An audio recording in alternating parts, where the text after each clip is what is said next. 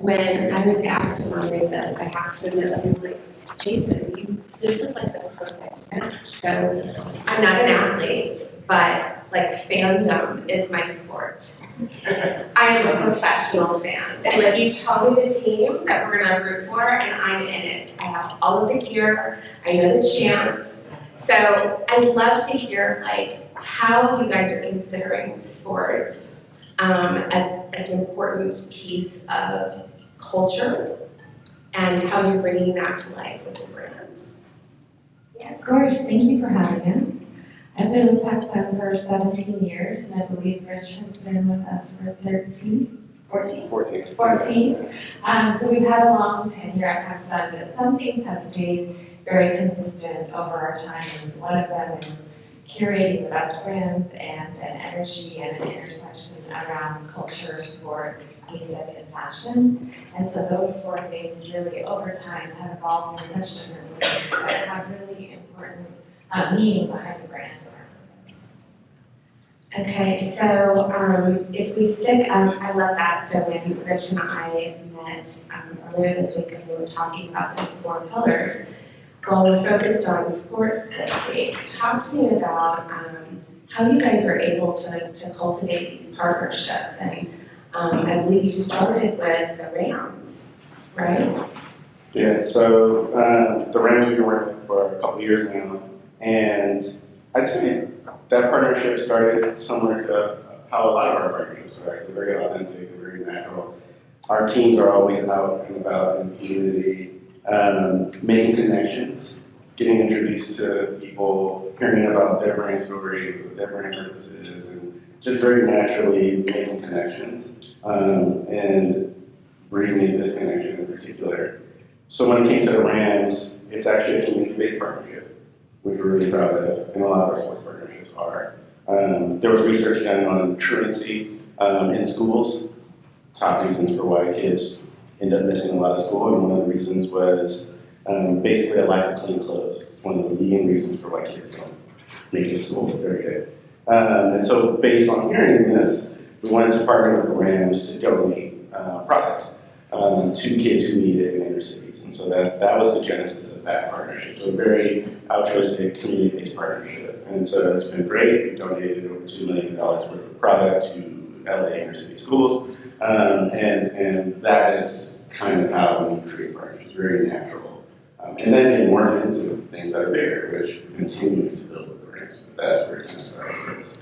Right, so that was fascinating for me to learn when we spoke. So the Rams, LAFC, and Formula One. So can you tell me a little bit more? I don't know if you guys noticed, but the gear is giving me the microphone. I love this. So talk to me about how you guys started cultivating the Formula One, and then how are you building that pipeline of partnerships?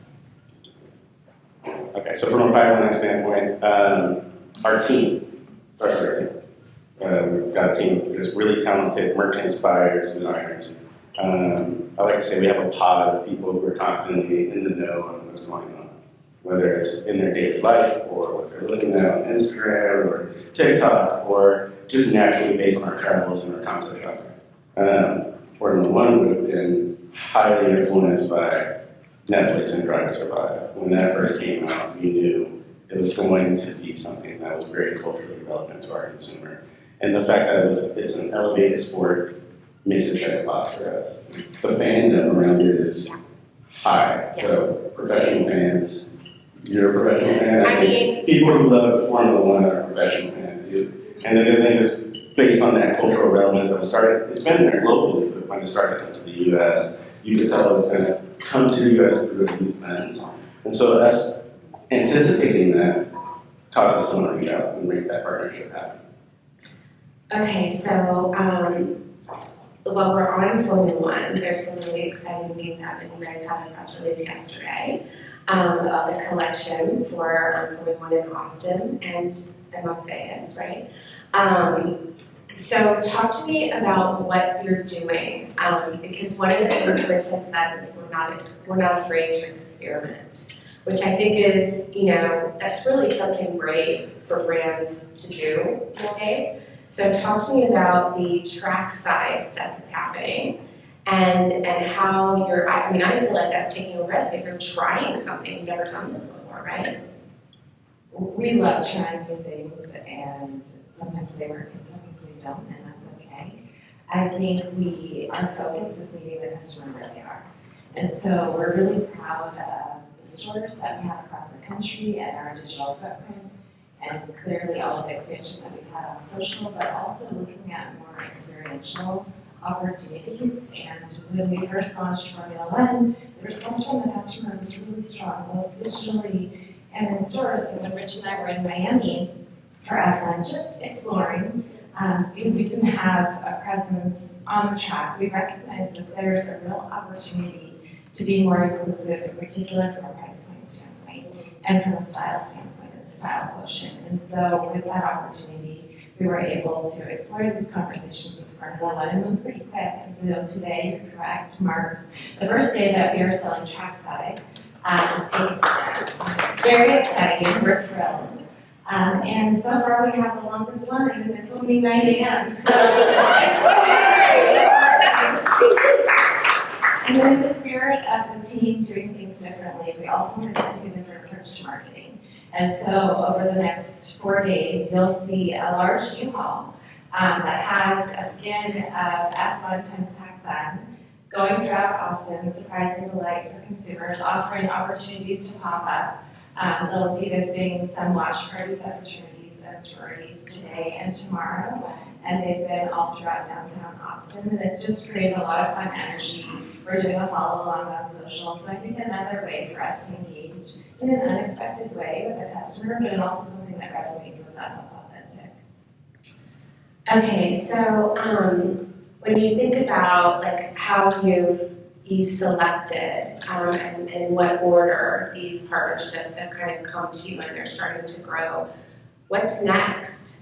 What are you thinking about next? And obviously, I mean, we'd love for you to share a secret. I mean, look, there's not that very. We're fine. We can keep it in the room, right?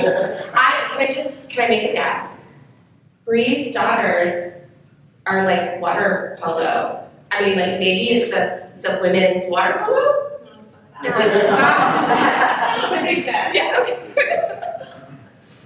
I think we'll just continue to try to evaluate the partnerships that we have. We're always looking, I'll say that. And there's constantly conversations happening. Some of them lead to nowhere. Some of them lead to nowhere, and some of them do lead to new opportunities. When you think about what we're doing from a sports standpoint, we've been more male-focused, right? So it's the Rams, it's LAFC, and then Formula One, I would say, is more dual. So I think right now we're trying to figure out the way to get the women's sports and the importance there. So I'm not going to give away any secrets on what that may be, but that's probably one of the next key focuses for us is how do we get involved there and support that. Okay, that's super exciting. So I'm just kind of curious, what are your goals for this weekend, right? So you're trying something new, you've never done this before, you've got the on track, you've got the pop-up truck, which I think is brilliant. You mentioned sometimes things work and sometimes they don't. So how are you setting like KPIs internally or targets for like, okay, yep, this worked, we're doing this, we're gonna keep doing this? Uh-oh. We want to be money. No. Yeah. No, I think the hope obviously is to make sure we can sell a lot of product, right? That would be a good gauge of are we barking up the right tree from a product perspective.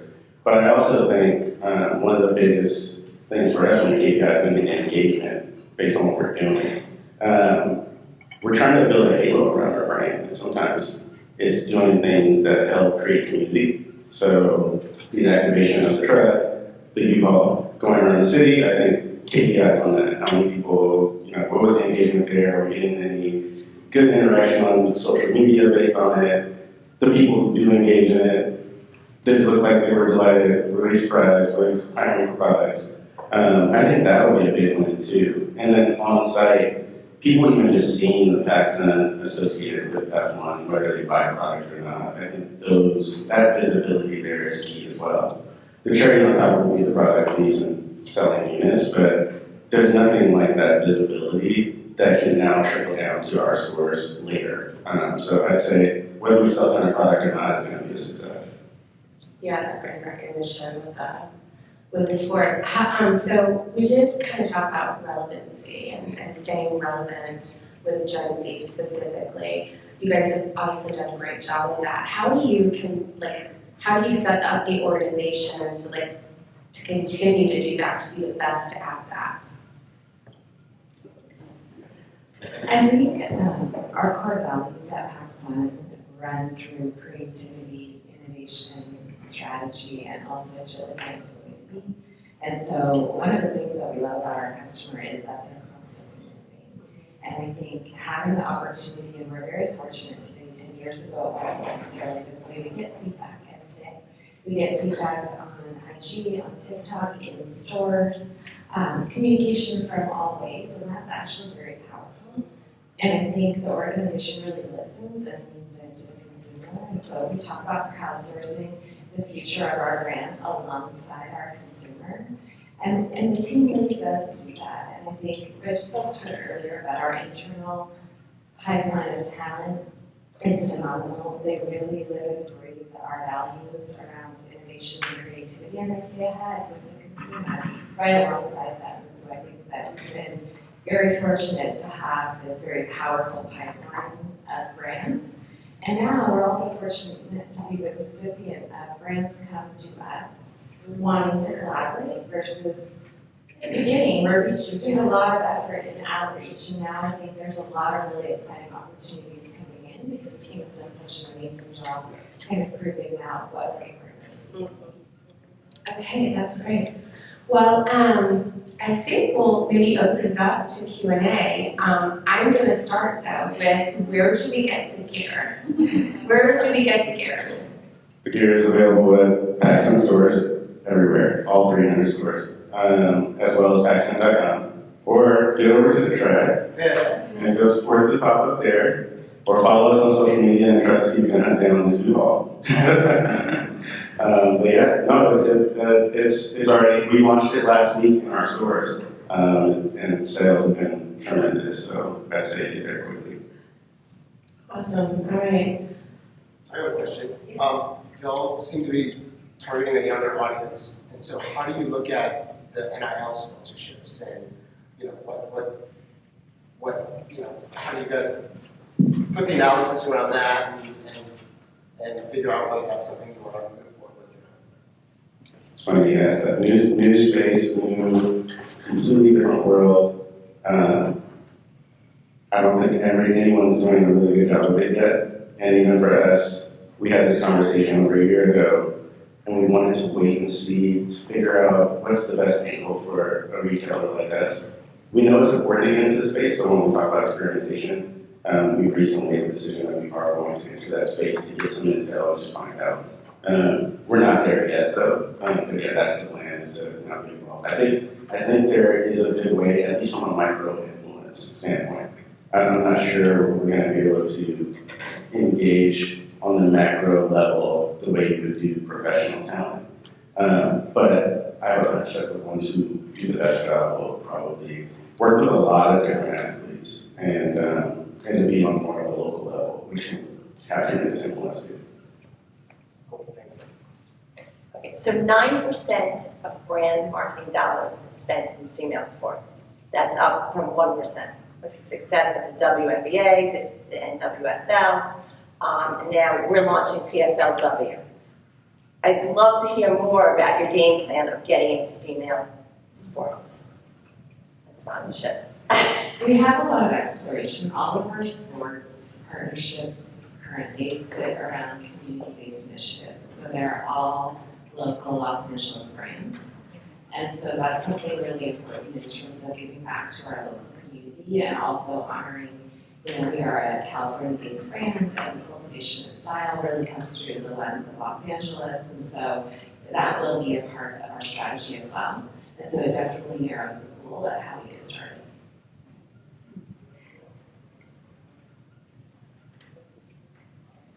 Anybody else? So you guys are obviously doing something right. You still have 300 brick and mortars in a fairly declining mall presence. That's a strong statement for the brand, and you have a great digital presence. So if you were talking about wins and losses, and we like to talk about all the successful stuff of these, but could you throw out a couple of examples of some things you tried that didn't work? Sure. I think some of our networks initiatives a few years ago when we started out, both in regards to NFTs and our first foray on Roblox, it was hard to measure at that time what was a good standard in terms of engagement or number of users, but our first Roblox game that took much longer than we anticipated to launch had 10,000 users, so it was pretty disappointing. But we understood that there was still a really large audience and opportunity on Roblox, so we did some consumer focus groups, we retooled, we got feedback, and then we relaunched about 5 months ago, and we had 20 million users, and the average time that they spend on our PacSun world is 27 minutes. So this is what I think actually sometimes it takes a couple times, and I hate to call it a failure, but it's like a repivot. You have to have some things that don't work, otherwise you're probably not pushing your envelope. You're probably not experimenting enough to unlock real value later. And so that's one example. I think NFTs are another example. We were proud of getting out there early, but in general, the overall market for those has shifted to have a different kind of value than what I think we all originally perceived.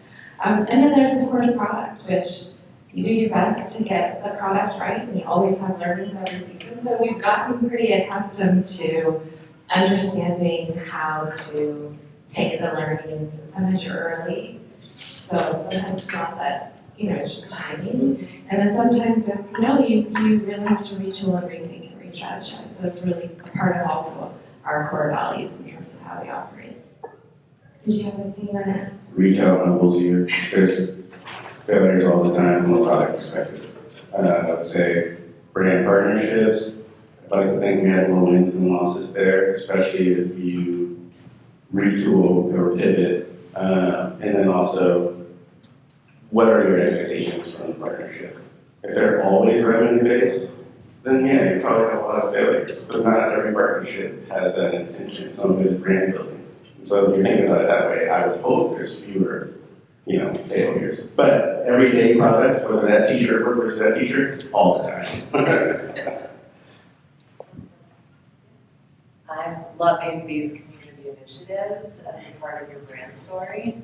And you also mentioned crowdsourcing with your fans. I'm curious, do you ever ask them what kind of community initiatives they'd be interested in supporting? And maybe thinking about co-creating from that point of view? Yeah, that's a really good suggestion. I think we're just scratching the surface in terms of opportunity to engage with the consumer. We know there's a lot more we can do with loyalty. We know there's a lot more we can do with the customer in general. So I think there's opportunities in terms of what that looks like in co-designing product, co-designing marketing campaigns, more to come on our Q4 campaign that will be launching November 1st, but that's definitely a great example of co-creation that you're speaking to. So all coming soon, but I love that feedback and commentary. It's really good to think about. Great. All right. Well, I think that does it. Thank you guys so much. This was great. I've got some insights here that not feeling enough means you're not doing enough. I love that. I'm taking that home. All right. Thanks, everybody.